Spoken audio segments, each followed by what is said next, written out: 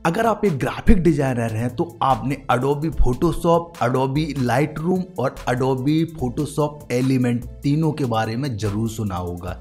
ये तीनों software editing के लिए यूज करे जाते हैं। अब आपको लग रहा होगा कि अगर ये तीनों सॉफ्टवेयर एडिटिंग के लिए यूज करे जाते हैं तो फोटोशॉप ये तीन अलग तरह के सॉफ्टवेयर लॉन्च करने की बजाय एक सॉफ्टवेयर क्यों लॉन्च नहीं कर रहा है, और अगर सारे फोटो एडिटिंग के लिए यूज करे जाते हैं तो हमारे लिए कौन सा बेस्ट होगा।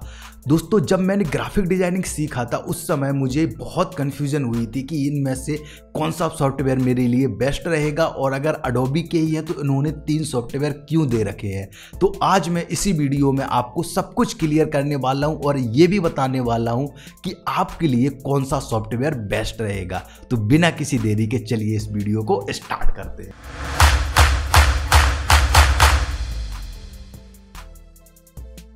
ओके दोस्तों, तो सबसे पहले हम बात करेंगे अडोबी फोटोशॉप एलिमेंट के बारे में। अडोबी फोटोशॉप की बात नहीं कर रहा हूं मैं, अडोबी फोटोशॉप और अडोबी फोटोशॉप एलिमेंट दोनों अलग हैं। तो अडोबी फोटोशॉप एलिमेंट जो है उसका यूज क्या होता है, तो सबसे पहले मैं यहाँ पे आपको दिखाता हूँ। ये आपको दिख रहा होगा अडोबी फोटोशॉप एलिमेंट 2018 है, और इसमें आपको दिख रहा होगा फोटो एडिटर, ऑर्गेनाइजर और वीडियो एडिटर। इससे आप तीन काम कर सकते हैं। बेसिकली यहाँ पे मैं बात कर रहा हूँ फोटो एडिटर की। तो फोटो एडिटर में आपको कुछ इस तरह का इंटरफेस दिखेगा। ये है फोटोशॉप की तरह ही सेम है।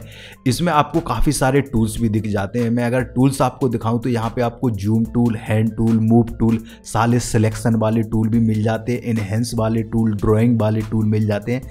सारा जो आपको फोटोशॉप में मिलता है वही सब कुछ आपको इसमें भी मिल जाता है, पर ये उतना एडवांस नहीं होता है जितना फोटोशॉप एडवांस होता है। और फोटोशॉप में कुछ और एक्स्ट्रा टूल ऐड करे गए हैं और टाइम टू टाइम फोटोशॉप उसमें टूल्स ऐड करता रहता है, लेकिन इसमें ज़्यादा ऐड नहीं होता है।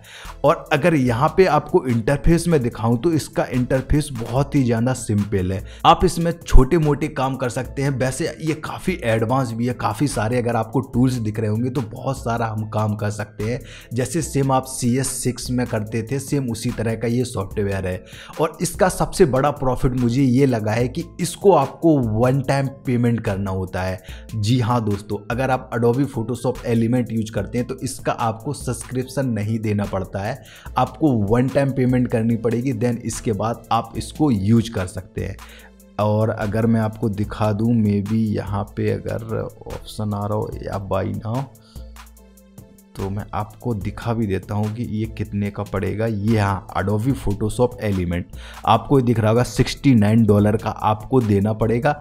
ये 69.6, इसमें टैक्स अलग से थोड़ा और आएगा। ये आपका अमाउंट है, प्लस अब इसमें टैक्स भी लगेगा। तो ये क्या है, आपको वन टाइम पेमेंट करना है, इसके बाद आप इसको लाइफ टाइम यूज कर सकते हैं। तो सबसे बड़ा प्रॉफिट इसका यही होता है, लेकिन फोटोशॉप में आपको सब्सक्रिप्शन देना होता है। ओके दोस्तों, सो अब हम बात करते हैं अडोबी लाइटरूम की कि लाइटरूम किस लिए यूज किया जाता है और लाइटरूम का क्या काम है। तो यहाँ पे आपको ये दिख रहा होगा लाइटरूम का इंटरफेस।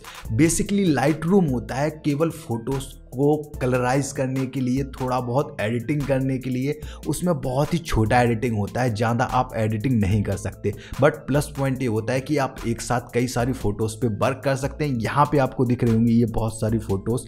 अगर मैं इसको बड़ा करके आपको दिखाऊं तो ये बहुत सारी फ़ोटोज़ हैं, आप एक साथ इसको ले करके, और यहाँ पर आपको दिख रहा होगा कलर इनहेंस वगैरह, आप इसमें रॉ फिल्टर्स वगैरह डाल सकते हैं। काफ़ी सारे इसमें फ़िल्टर्स होते हैं, तो आप डायरेक्ट फ़िल्टर्स ऐड कर सकते हैं और ये बहुत ही क्लिक करके आप कर सकते हैं। ज़्यादा आपको एक्स्ट्रा एफर्ट नहीं लगाना होता है। इसलिए लाइटरूम को जो स्पेशली फोटोग्राफी करते हैं वो लाइटरूम को काफ़ी पसंद करते हैं और उनके लिए ये काफ़ी हेल्प भी करता है। ओके दोस्तों, सो अब हम बात करते हैं फोटोशॉप की। तो फोटोशॉप के बारे में मे बी आपको पता ही होगा, बट थोड़ा सा मैं आपको बता देता हूँ।